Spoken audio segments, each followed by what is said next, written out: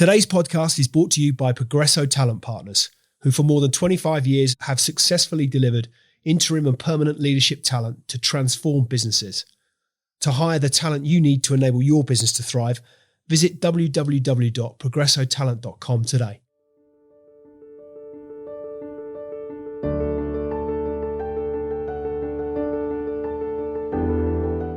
Welcome, listeners, to another episode of Extrology, where we dive deep into the stories and strategies that shape success, spark inspiration, foster connection, and explore those endless possibilities. Today, we're thrilled to have Russ Powell with us once again, the visionary founder of Sharper B2B Marketing, the B2B marketing agency that's cutting through the noise with precision and creativity. In a world where marketing is often seen as a broad and undefined field, Russ brings clarity, strategy, and a passion for B2B marketing that not only defines what effective marketing is, but also how it can be a game changer for business.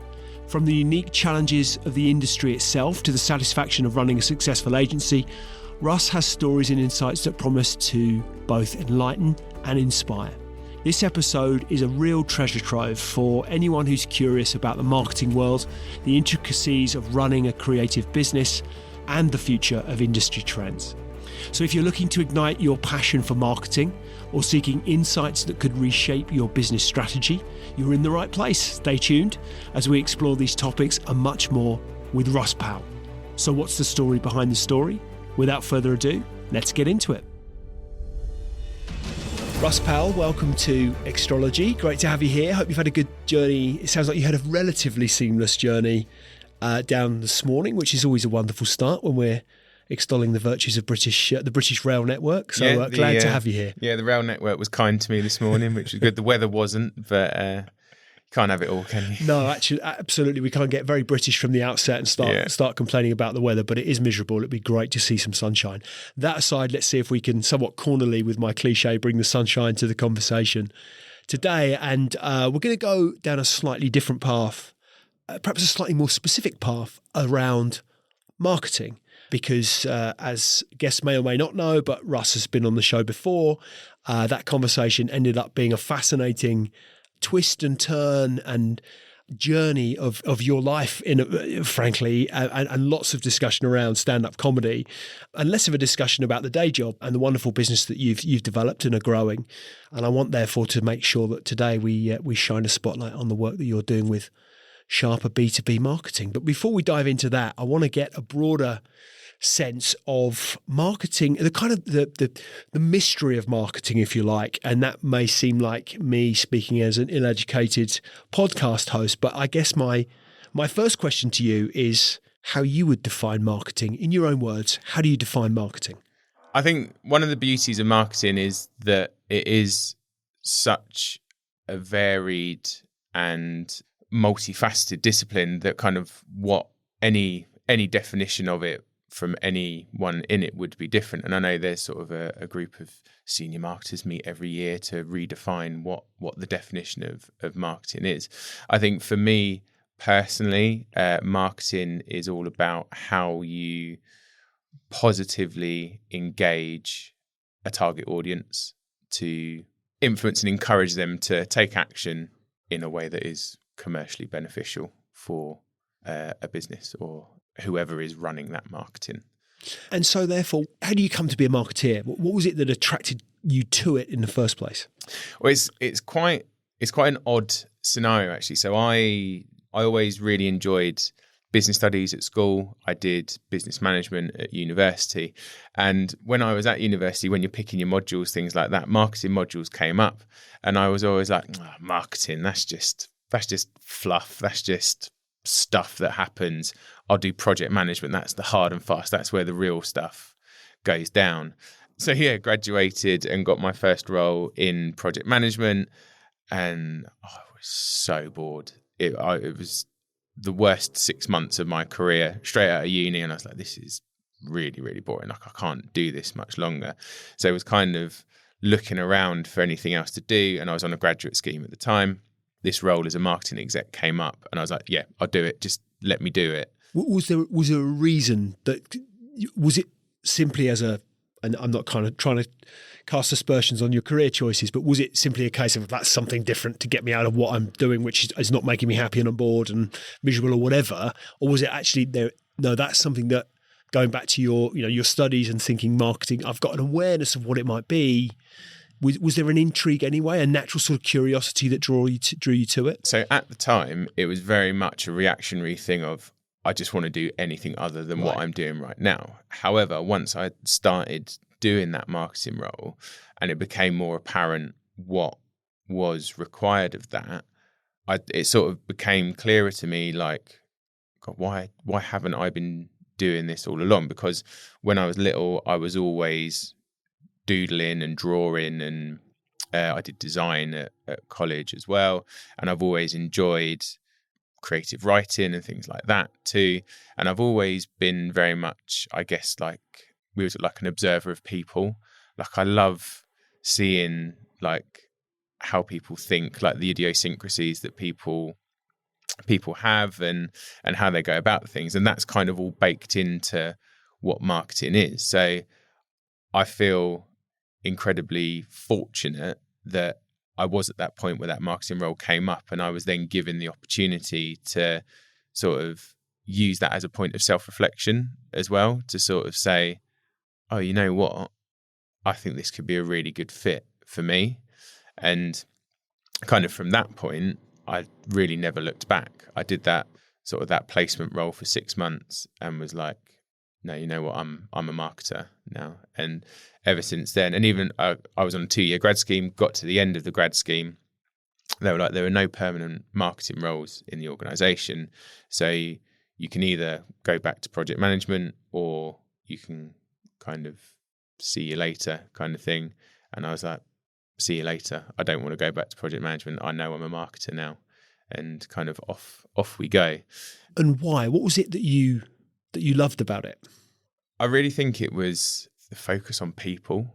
I think it's something that we've kind of talked about as well in previous conversations around stand-up and things like that. Kind of everything that I've got significant enjoyment out of in my life has been around engaging with people and trying to help people, encourage people, make other people feel better, happier, whatever. So like I did stand up for a number of years. Before that, I used to DJ, and I used to love sort of going out and sensing what the crowd was up for. And when you pick the right song and you put the right song on and everyone goes mad, it's brilliant, and that kind of thing.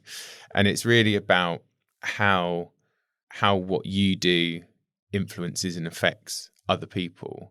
I've just always found fascinating. And like I constantly read books around psychology and behavioral science and things like that. I mean, we were chatting before we started recording about various things as well. And it's really just that trying to understand what makes people tick. I just find so fascinating. And with marketing, you get to do that if you're doing marketing properly, you get to do that on a daily basis. That's an interesting insight that you offer there as to the effect that music has on people. Is it too simplistic to draw that analogy that is that not in a way a type of marketing? Or it's because, as you say, you're the DJ, you're stood in the DJ booth, you put a track on, you watch a dance floor ignite, kind of, wow, I've changed behavior as a consequence of my actions. Something I've put out into the world has enabled people to react in a certain way. The adverse of which also, you put a record on and kind of go, oh, that didn't, everyone's just left the floor. What, that one's bombed. I'm not going to do that one again. Is that a bit too simplistic, or is that not evidence of itself of a kind of marketing type of no, absolutely approach to the world? Sound and music is a vital component of marketing as well. I mean, not so much in the B2B space, but especially in the B2C world. There are consultants out there who help and advise people on sounds and music and whatever that can be used for ads and for campaigns. And you think there's all these little things, a couple of notes that become synonymous with a brand. Yeah. So when you hear du-du-du-du-du, I'm loving it. Exactly. And you go bird's eye potato waffles. Yeah. Yeah. They're waffly versatile. And it kind of those kind of things just music and sound is very... Probably like an earworm. It's primal because you hear before you can speak. Yeah. So in an evolutionary sense as well. So those little things can, if you get them right, very easily get locked into people's brains and become that positive brand association. Interesting. So for the benefit of listeners, I had a question then. I wanted to get onto the subject of B2B marketing, but I actually want to just take that a step back, if I may, for context for listeners. So in effect, there are, I think I'm right in saying, you have B2C, business to consumer marketing, business to business marketing. Crudely speaking, the distinctions between two worlds. There'll be other worlds that will filter in, but is that fair? Broadly speaking, you've got those two camps, if you like, or those two ways of communicating your message to different audiences. Is that fair? Yeah. Okay. And therefore, what are they? Yeah, it's not necessarily the ways of communicating. It's just the product market fit, essentially. So, like, if you're McDonald's and you want to sell hamburgers to people, you want to appeal to a mass market and get as many people as possible to buy those hamburgers. Whereas if you are a cybersecurity specialist organization, you have this very highly advanced bit of kit that detects ransomware attacks before they've even hit your network. That's not a mass market play. There's a very niche audience of cybersecurity professionals in certain types of organizations with a certain need that you want to target. So you could do big, broad billboards, ads, radio, TV, whatever for that cybersecurity offering, but it would be incredibly wasteful and you'd spend a lot of money probably not delivering the results that you needed to deliver. And I think whether it's B2C, whether it's B2B, whether it's B2B2C or B2C2B or whatever, however you structure that, the basis of it is really you need to fish where the fish are. You need to understand what the fish are that you want to land, and then you construct your marketing and whatever activity that is to fish where the fish are. And therefore, what drew you to B2B marketing in particular? So my story of kind of falling into B2B marketing, I would say, is probably the same for 90 to 95% of B2B marketers, because B2B kind of gets a bad rap as it's not as sexy, it's not as exciting, it's not as interesting as B2C. And I mean, I would probably say, and it's kind of just talking stereotypically, that anyone who grows up wanting to be a marketer will want to be a marketer for Nike, for Coca-Cola, for McDonald's, for North Face, for whoever. I would say very few people considering their career path and wanting to be a marketer will want to do that for cybersecurity-solutions.com or... But is that part of that familiarity? There's a familiarity as we're growing up. To your point, you hum the McDonald's ad tune, but we grew up watching whatever media we might consume these days. But nonetheless, it's those adverts become, to your point, some of them quite iconic, and they're kind of interwoven into our psyche and our lives. And therefore, there's a familiarity that comes with, I'd like to be the person that creates that advert. I'd like to represent that brand because I identify with it. There's a whole world out there, enormous world out there of businesses that we're not yet aware of when we're 17, 18, 19, starting to think about career choices, whatever age it might be. Yeah. We're constantly unpicking you and kind of go, God, these guys are enormous. I didn't know they did that. Mm-hmm. But there isn't that same familiarity. Is that partly what drives it, do you think, that there's a sort of comfort factor with going, I know what Coca-Cola is. Yeah. I think they're kind of cool. I'd like to work for that business. Yeah. Well, it's kind of, it's the nature of the beast. We are all exposed to marketing continually. Yeah. And it's because the B2C brands are after mass market. They're after appealing to as many people in the right demographics as possible, that's more of the marketing that people see. But if you are really wanting to get into marketing, you kind of lift the covers and you understand, okay, there's a lot more going on here in different channels, in different markets, to different audiences. And I would say there's probably actually, it's more of a challenge being a B2B marketer than it is being a B2C marketer. And that's not to say one is better than the other, because that's not it at all. But I think there's more of a challenge for a marketer to kind of come in and deliver the results that are needed in kind of stuff that operates below the surface and is very niche and is very specific to certain types of individuals. And I think especially in sort of the split between B2B and B2C as well, is B2C is very immediate. It's very much about buying a thing right now. Yeah. So it's kind of like, well, I'm hungry for some lunch. I'll go out and see what's around. I see a billboard for Subway. You know what, I'll go and have a Subway. It's very immediate in terms of that sense. Whereas in B2B, you're often talking about very expensive purchases, tens if not hundreds of thousands of pounds worth of investment by a business. And those kind of buying decisions are made not by a single person. They're made by a group. They're made by a committee.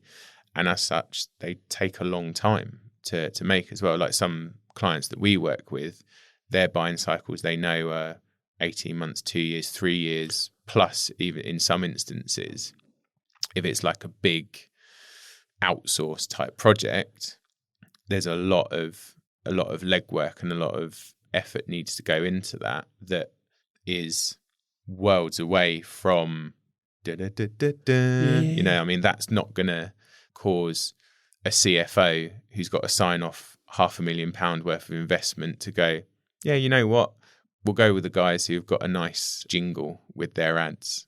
How does that alter your behavior? Feels like the word I want to use, but almost like your proposition. We're kind of always, we'll come on into Sharper, but in a broader sense, how does that influence your behavior as a B2B marketeer? So I think it's really, and it's kind of what we're talking about before, it all comes back to people as well. And because you're with B2B, you're generally talking to a decision-making group or individuals within that group. It's about tailoring the message specific to the members of that group. So, for instance, if you're looking at sort of a big outsource proposition, say it's a network replatform or something like that, what a CIO is going to care about in that scenario is very different to what a CFO is going to care about, is very different to what a COO is going to care about, is very different to what the CEO will care about. They'll need to be involved in that decision, but you need to give them the information, the reassurance, the intelligence to know that they are making the right decision for them and also for their business. And it's kind of one of these things as well, is that people talk about emotion, and it's much easier to sort of inject that emotion into B2C advertising because you're trying to appeal to a single individual to get them to do something. Whereas there's actually probably a lot more emotion involved in a B2B buying decision, because you think if you're going out to buy your lunch and you buy a sandwich you don't really like, you're like, you know what, that was a rubbish sandwich, I'll try a different one tomorrow. Whereas if you've got a CFO who's got to sign off $500,000, a couple of $1 million worth of investment in this new product, this new solution, whatever, there's a hell of a lot riding on that. And that is emotional. There's emotional needs underpinning that, because it's numbers and budget, but there's jobs on the line. There's business reputation on the line. There's a lot of risk involved with it as well. So I think there is absolutely emotive angles that need to be used and played up in any marketing context, but I think they're often underutilized in the B2B context because people think, oh, it's business, we're just talking about business stuff. But you're not, you're still talking to people. Yeah, and to your point, the difficulty around crafting a message and creating the content assets, whatever they might be, that speaks to the emotions of the CEO, the COO, the CIO, the CFO, all of which have, yes, they're collectively coming together as a whole to realize a specific aim, but they've got their own approach to that outcome. Mm-hmm. How you then craft the message that speaks to those four or whoever it might be strikes me as there's a real complexity with that. Absolutely. And I'd imagine also, therefore, part of the appeal and the challenge is that complexity when you've got the interest in human behaviours to the extent that you have. Yeah, 100%. And it is, we spend a lot of time for clients kind of drilling into those individuals, those role types, those personas, what the ins and outs challenges of the job are, what someone who is likely to be in that role, how do they think, how do they make decisions, what information do they use to rationalize, to make sure that they're making the right decision for them, because this is what it's all about, influencing those decisions in a positive way. So because there's a thing about, like, you have like personas in B2B. You have like a CFO or a CEO persona, and a lot of persona work is they'll be this old, they'll have this many kids, they'll probably live here, they may have gone to uni there, they'll be on this amount of salary, which from a decision making perspective is bollocks. I'm assuming I can swear. You can swear.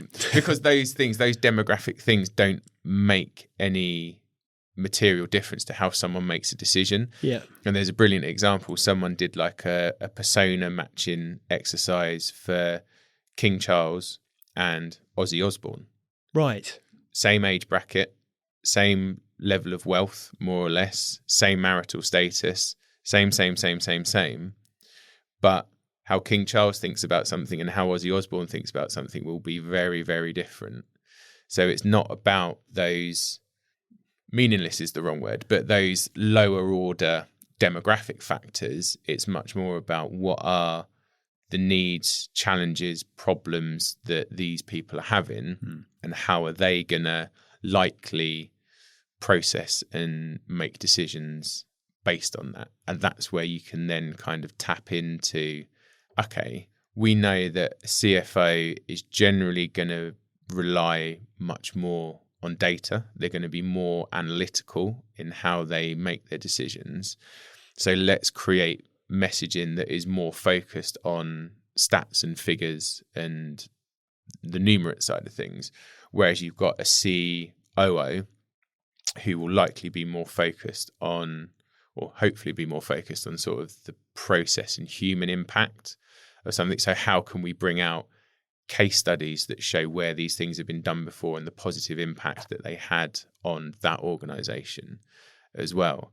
From a CEO perspective, they'll be highly motivated by risk and de-risking as much as possible, because they'll have shareholders that they've got to keep happy. So it's how can we demonstrate and show that making this decision is the lowest risk decision they can do possible. So that's where you can bring out kind of social proof and things like that as well. So it's the same thing, it's the same solution, but it's finding all of those tangential messages that appeal to the decision makers that have got to, or have influence over how that decision gets made. So at what point did you decide, I want to do this for myself? I understand this world. I feel there's an opportunity. There's an opportunity for me to carve a real niche here and a really compelling proposition for my target customer base. What was the inspiration behind Sharper B2B Marketing? So kind of the idea for Sharper probably crystallized for me probably 7 or 8 years ago.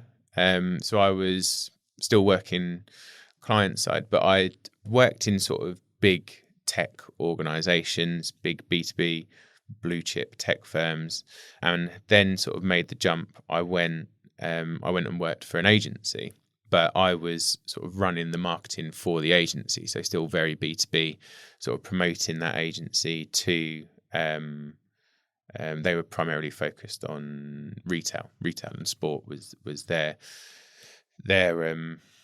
target market. And kind of, it was all around, they were a PPC and SEO agency, fantastic at what they did, had some really good clients on board. But in kind of talking to potential clients, talking to brands, things like that, it became obvious to me that there was a different way of doing this. A lot of ideas get left on the table that aren't getting picked up, but would have impact with organizations and with the audiences as well. So sort of I remember it really well, that kind of the idea for the agency crystallized as I was out for a lunchtime walk. The name Sharper. I was going to ask you as to the name, actually, because it's distinct. Yeah, I mean there is a little bit of ego in the name Sharper as well, because I didn't want it to be Russ Powell Marketing or Powell and Co or whatever like that. But if you look very carefully at the word Sharper, the initials RP are right in the middle of it. So that's a little secret. And actually all of my initials, including my middle names, are not in order, but they're in the word Sharper as well. I won't reveal what those are because they're a little bit embarrassing. So kind of really the idea for Sharper crystallized those, like 7 or 8 years ago. And it was really for me about dealing with the frustrations that I felt as a client-side marketer, which are lack of creativity in B2B marketing. Like in the B2B space, everyone talks the same. Everyone has a blue logo. Everyone uses the same stock imagery. But if you don't stand out, you get left behind. So it's about injecting creativity. It's about making marketing and marketers more valued by their organizations. So we talked about it before, like when times get tough and headcount needs to be lost, 9 times out of 10, marketing are the first on the chopping block because their business doesn't understand the value that marketing can add, or marketers aren't effectively communicating the value that they can add to their business. So marketers are the first to go. And then the third thing is really sort of the focus on commercial results as well, and ROI. So I think, and I have seen that there are lots of marketers in businesses who don't understand the commercial responsibility that they have to their business. So there is a clear focus from our side, and our mission statement is to make B2B marketing as a whole more creative, more valued, and more commercially successful. In that rather than trying to put words in your mouth, I'm going to phrase it as sort of that unwillingness, perhaps for some within marketing, to accept that the commercial responsibilities to which you refer. Is that because there is a sense that that's historically, this is very broad sweeping and therefore a bit simplistic, but that's a sales responsibility, right? So if you're growing top line, we want to sell more stuff. It's the salespeople that are going out, shaking hands, doing deals. Is that so? There is a sort of reluctance to accept that. Do you think is that a historic thing that marketing was there historically, and there's so much, we'll come on to it, so much now you can command by way of analysis around data to really understand the impact of your performance. But actually, historically, was it a little bit because there was an ambiguity, if you like? There was a sort of a art versus science debate around what marketing was that is increasingly being crystallized around. There's data now to really evidence performance. Yeah, you're totally right. Yeah, historically, there was a disconnect between sales and marketing. So for me, sales and marketing are two sides of the same coin. Yeah. But there was that disconnect that, okay, sales are the ones who get the sales. It's very tangible, isn't it? You do a deal, we get X. Yeah. Tangible. It's very black and white. Yeah. You do a deal, you get revenue. Yeah. There's no arguing against those things. Whereas for me, marketing operates in the grey area, in the middle of that, where it is less tangible, more conceptual, more ethereal in how some people perceive it. And it's often, especially in B2B, marketing often kind of gets referred to as the colouring in department, which is something I definitely don't agree with. But it's kind of this thought that marketing are just there to support sales, and marketing done well and done right is not a support function. Marketing is a strategic function that is helping to understand the audience, grow that audience in a meaningful way, and essentially then make salespeople's lives a hell of a lot easier. Because what it all boils down to is that people don't buy from brands they don't trust, and people don't trust brands they've never heard of. So if you've got a sales guy, he walks into a pitch and they've never heard of the organization, he's up against it. Yeah. Like he or she, is up against it. Whereas if the groundwork's been done by marketing, campaigns have been run, awareness has been built, the audience has been getting engaged in a meaningful way before that, the salesperson will then walk in, they're halfway done before they've even said anything. And it's about, for me, and kind of what we see works the best with campaign execution, is if you create that positive tension between sales and marketing. Because in B2B, where it can be very short-termist, it's very sort of Americanized that things are driven on a quarterly basis and you've got to hit your numbers, you've got to hit your targets. And you can often have salespeople, sales directors, chief revenue officers kind of breathing down your neck going, come on, where are the leads? Give us the leads. We need the leads. But what we've found works really well is if you can then play that back to sales and be like, okay, sales, we delivered you 100 leads last quarter. How many of them have made it through to opportunity stage? Yeah. How many meetings have you set up? How many have been closed? And if they go, well, yeah, and you're like, right, so what you don't need leads. You don't need leads. You need to build awareness. You need us to positively engage that audience. You need us to tell you, right, this person's ready for a conversation. Yeah. Pick up the phone. Because salespeople, in no way am I slagging them off, because a great salesperson is an incredibly valuable asset to an organization. Yeah, agreed. But a lot of salespeople they'd rather just be order takers. They don't necessarily want to go out and do the selling. So it's about helping them shift mindset as well to create that positive tension. It's like, okay, sales, you want this, we're doing this. We need you to kind of get on board and support what's happening here to minimize that disconnect in the middle as well. So how do you, at Sharper, how do you stand out? How do you differentiate yourself in the world in which you spend your time?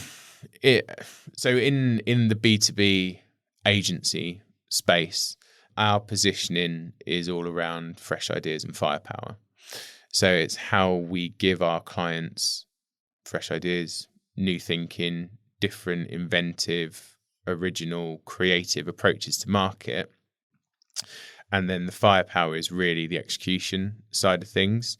So you could have the most amazing, incredible, wonderful idea for a campaign ever in the world, but if you can't get it in front of the people that you need to engage and you want to buy, then what's the point? Yeah, basically. So essentially, we're all about coming up with those fresh ideas, having the firepower to execute, and then doing that in a way that delivers marketing ROI, whatever that marketing ROI needs to be for a client. So we have some clients where we're just working on increasing brand awareness. So it is about visibility, it is about reach, it is about top level brand engagement. We have other clients where it is more focused on bottom of the funnel activity, so that sort of sales conversation, lead gen activity. But yeah, where we really, I think what's worked really well for us is that whole fresh ideas approach and leading with creativity. So it's something we don't wait for briefs to come in as well. Very much if we have a conversation with a client about this, that, and the other, we'll be like, well, we'll take that away. We'll think on that. We'll come back to you with 5 different concepts for a campaign. You pick one, and it's then kind of like, right, here's an amazing campaign concept. Let's go find the budget to make that happen, rather than waiting for budgets to get freed up and then briefing it in and then going through a whole competitive pitch process and things like that. So we kind of, I like to call it, we like to make a positive nuisance of ourselves. Nicely put.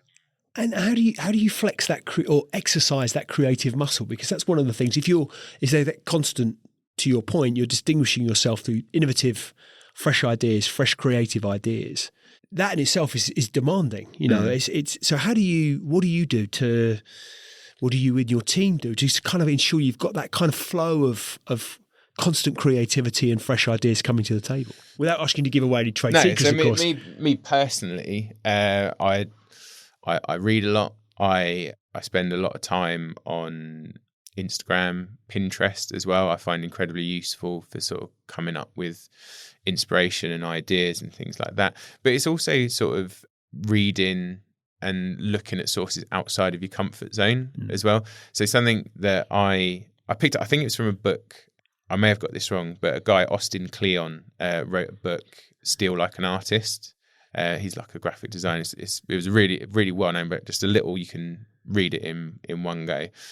And one of the things I nicked from that is he liked, if he's going on a long journey, if he's at the airport or at a train station or whatever, he'll go to the magazine stand and just buy 5 random magazines, often ideally titles you've never heard of in worlds that you've no experience of. So go and buy like Carp Fishing Monthly and Needlepoint Weekly and whatever, and just flick through, just look at how things are structured, look at imagery, look at the ads that are placed, look at its different perspectives that you can bring in. So I guess I've got a bit of a magpie brain in that I have lots of ideas all the time, and it's often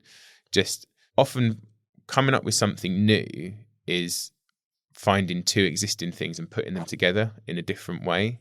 So if you can give yourself as much input for that, as many different existing things as possible, it then kind of frees up or gives you more opportunity to make those connections and come up with something new as well. But I think something that I've always found crucial is that you can't force creativity. No, but you can exercise it. To your point, you can. It's like a muscle, isn't it? Any muscle. If you exercise it enough, if you don't use it, it'll go to waste. But actually, you can exercise it and I guess train it, if that's the right word. Yeah, you definitely can exercise it. But I think you can't. For me, you can't necessarily block out, right, I've got half an hour in my diary to be creative. Be creative, It's not going to work. But as kind of a tool that we use at Sharper, we have a thing called a dark mode day. So it's something clients pay us for that we do for them. So essentially we get a brief from a client that we will help them build the brief as well. And then we go dark to everything else for an entire day. And we take that brief into a room and we workshop it as a team.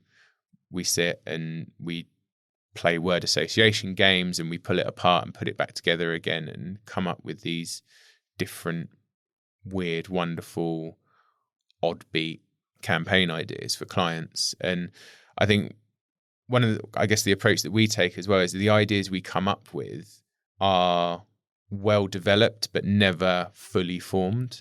So it then becomes very much a consultative activity and collaborative activity with a client to say, if we come up with 10 different concepts, for example, they can then be like, you know what, I really like the theming of this one, but I really like the asset you're talking about in this one. Can we combine those together? And it then becomes that much more collaborative activity as well. So dark mode days are really and the team love doing them as well. It's one of the things we all get really excited about. But I think, again, going back from a personal perspective in terms of how to drive creativity is creating gaps for yourself for creativity to form. So kind of doing stuff that's completely unrelated. So I go running, which I really enjoy. And I've also started boxing as well, which I do kind of once a week and kind of helps with the fitness side of things too. But I think it just enables that disconnect, because in the worlds that we live in, you're never really away from work. Yeah. Even when you're not at your laptop, you still got a phone, there's still stuff happening. You're never truly disconnected. But for that hour that I'm in the gym, I'm not thinking about anything else other than not getting hit in the face. And you have to be present, and you then come out and your mind is completely kind of reset. And it's often when I'm on the drive home from the gym after boxing is when, you know what, that campaign that we were talking about why don't we think about this, that, and the other. And it just creates those gaps and those moments to reset that creativity can then kind of just comes out. And have you a methodology to capture those moments? So the thing that strikes me is I'm forever, if I have an idea, I have ideas in random places, but I'll email it to myself, put it in my notes on my phone, or whatever. Because I always worry you've got significant years on me, Russ, so it's less likely to be affecting you at this stage. But I think, what if I forget that? That strikes me as off the top of my head. That seems brilliant. I love it. I need to test it, but I just want to grab that little nugget of gold and put it somewhere so I action it sometime. Do you have any sort of techniques or tools or tips that you would give listeners as to capturing those ideas? So the notes section on my phone is just an endless list of those random ideas that kind of ping into my head. But what we do as a team, we have a daily call every morning. We have a powwow. We call it 9:15 every morning, and we will talk about kind of ongoing projects, clients, etc., like that. But and everyone has the power to do this, you can hijack the powwow to take it over for yourself and talk about what you want to talk about. So occasionally I will hijack a powwow and say, look, I've had this idea for this. What do you think?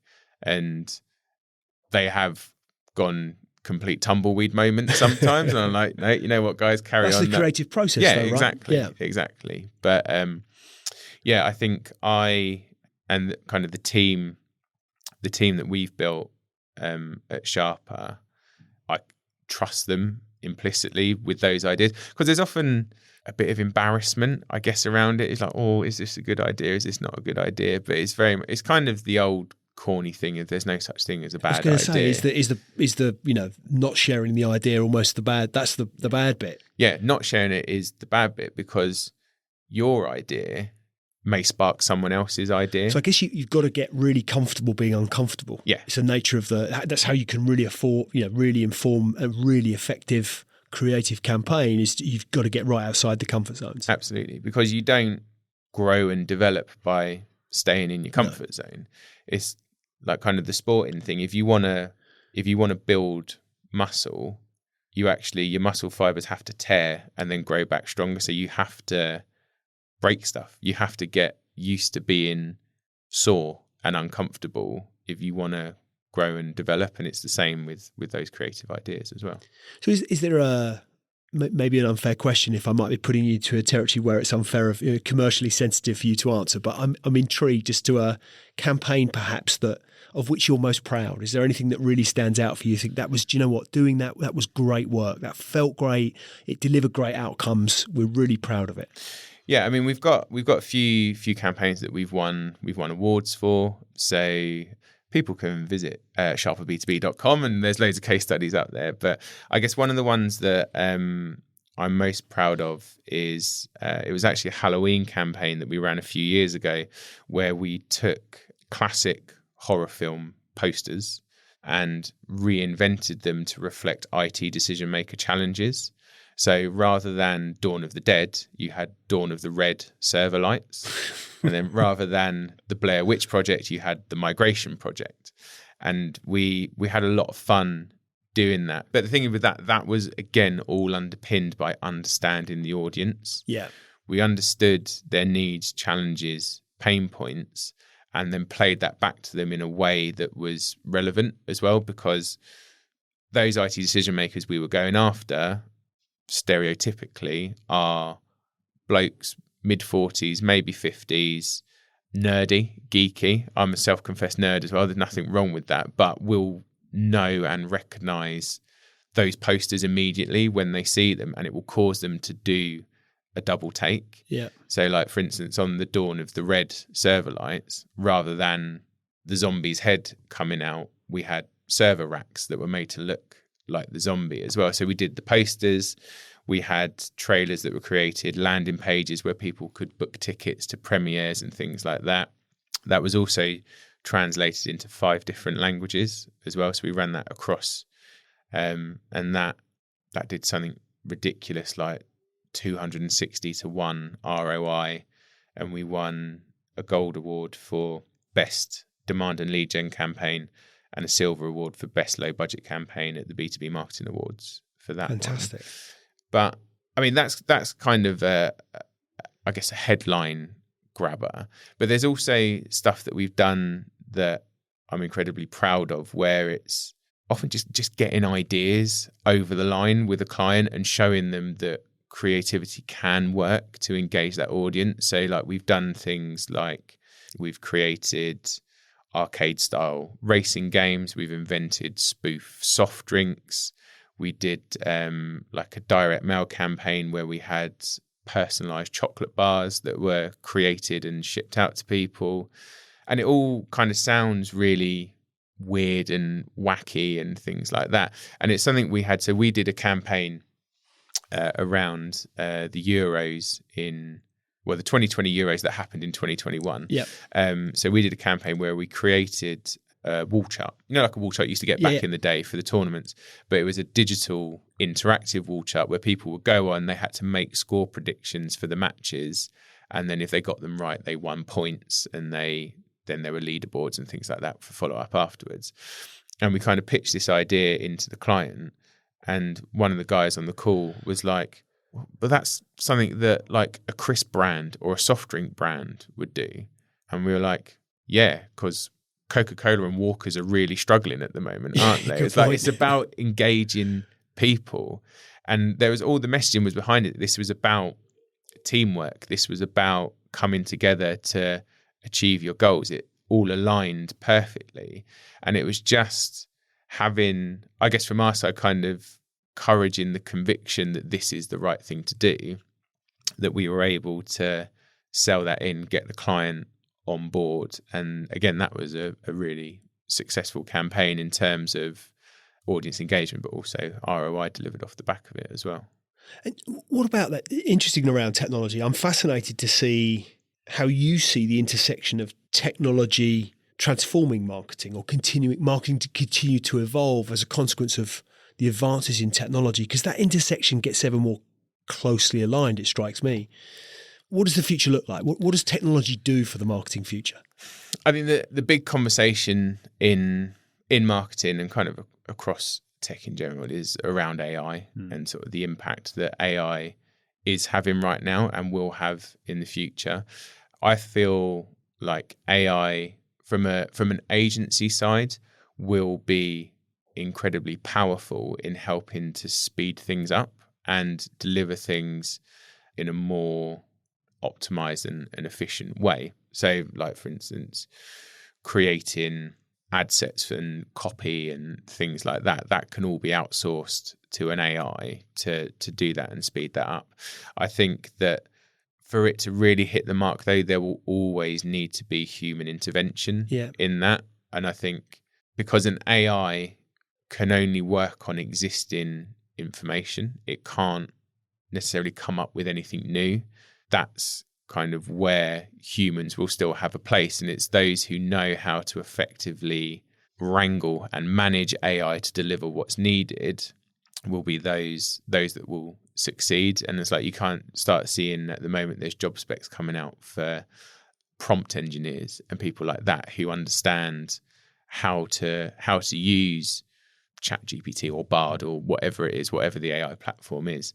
And I think there's a lot of development that will need to go into. So I was at a Martech conference the other week, and there's a guy there talking about they've created this whole library of prompts that they use to speed up sort of client onboarding, all these things that you can just go bam, bam, bam, bam, and outsource it all. So I think it will, harnessed correctly, it will absolutely drive efficiency on the agency side of things. I think in terms of tech from an audience, from a consumer side, it's a bit more tricky because we're starting to see now a lot of people are now using ad blockers.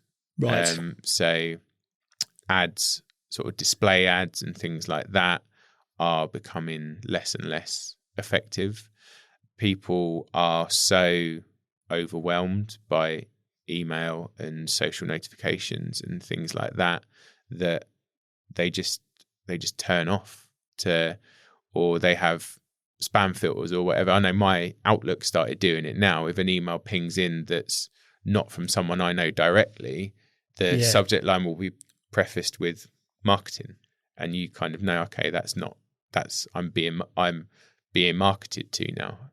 So that's where, again, the understanding of the audience and being able to engage with people in a relevant and emotive way is, again, something that an AI can't do. Yeah.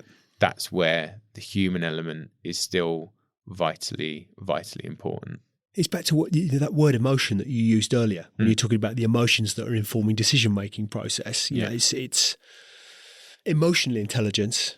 I still think, to your point, will have an enormous part to play in the future of, those of us on this planet, and in a way that clearly artificial intelligence is going to run alongside. But I think the emotional intelligence that us humans are afforded in varying degrees, but nonetheless are afforded, becomes crucially important. There is a conspiracy theory talking about, not to get too into it. No, let's go. But there's the Turing test that they do. They test AIs to whether they can convince a human that they are another human. And it's kind of a test that AIs are put through. My conspiracy theory is that there is an AI developed that has purposely failed it. So it's been so advanced that it's purposely failed the Turing test, so it can get through and work its way through. That's a scary thought. So what does the future look like for Sharper? So the future for Sharper is the near future for us is looking really, really good, really strong. It's not to blow our own trumpets too much, but we've had a number of sort of high profile bids and stuff come through, which we've won all of them, which is amazing. One of them, we found out we were up against 9 other agencies, including the incumbent, and we won it. So that kind of says that we're doing something right. And I think for us, it's really just about sticking to that mission. It's about how can we put our dent in the world? How can we make things more creative, more valued, and more commercially successful for our clients? How can we keep on delivering those fresh ideas and firepower that delivers that ROI for clients and makes people want to keep working with us and makes more people want to keep working with us as well? Well, I think at which juncture I feel like here's one we prepared earlier, but a few props on the table. Where did you get where those did I get these from? These are, as an example of some of the really creative and innovative things you do. Where should we be sending listeners? Where can they find out more about Sharper? So we have a website, as you would, sharperb2b.com, which is kind of the hub for all our online activity. Best place though is probably connecting with myself on LinkedIn. So might share a link or something to my LinkedIn profile, but we'll put everything in the show notes as well, for sure. Cool. Yeah. So I'm pretty active on LinkedIn on a regular basis, but I've kind of really shifted my approach on LinkedIn recently. I kind of went through a phase of trying to use it to drive leads and inquiries, and it just came off as a bit gross and inauthentic and wasn't really me. So I'm kind of now just using LinkedIn to share the story of Sharper, kind of things that happen in what's going on, new client wins. We've written a new blog. We've got content out there. I've posted a picture of this mic set up this morning as well to let people know what's going on as well. But yeah, LinkedIn, follow me on, connect with me on LinkedIn, and that's where you can find out all of the goings on. Russ, brilliant. I really appreciate your time and insight. It's a fascinating conversation from my perspective to consider the people behavioral elements and the alignment with marketing and how marketing is helping us, the intersection between the two from behaviors and where marketing sits. I'd never quite considered it to that extent before. So every day's a school day, right? Yeah. But, that's one of the things I love about Extrology. But, we're trying to piece together that kind of connection and inspiration and possibility that these kind of conversations could impart. And you've really got, I think you've done a great job today of really getting listeners to think about how our emotions are informing our decisions, whether that's in a business to business environment or indeed even in our personal lives, how we consume. So really appreciate your insight and your time. And, you guys are doing an incredible job creatively. There's a very talented agency, very talented business, very talented leader.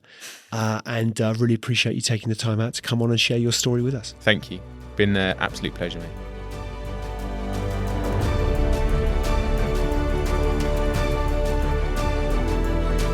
Hi, ladies and gentlemen. Thank you for listening to today's Extrology podcast. I really appreciate your audience and ears. If you've enjoyed it, then why not hop onto iTunes and give us a review?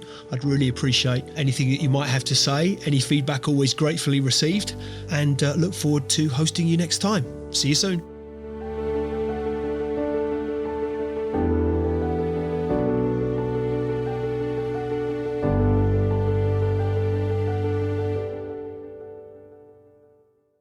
Just a reminder, today's podcast is brought to you by Progresso Talent Partners. Visit www.progressotalent.com today for more information.